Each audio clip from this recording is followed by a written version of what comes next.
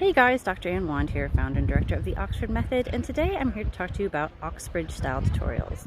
Now, for those of you that aren't familiar with the Oxbridge system, the tutorial is something that they are most noted for, and it's a chance for people to work in small groups, sometimes in one-to-ones, where they're able to concentrate on their topics of choice in a more intimate setting. Unlike in the US system, for example, where lecturers give their presentations and then students decide afterwards whether or not they're going to read the material, with the tutorial system, the way that it works, typically speaking, is that you are giving a writing prompt every week and a list of reading that has to go with that writing prompt. So every week you're required to write an essay. The tutor doesn't tell you what the answer is to that essay, but you're required to take the readings, make the most sense of it as possible, turn it into usually a 2,000-word essay, and then the following week your tutor decides to tell you what the information is about and whether or not you got the information correct based on the essay that they have read.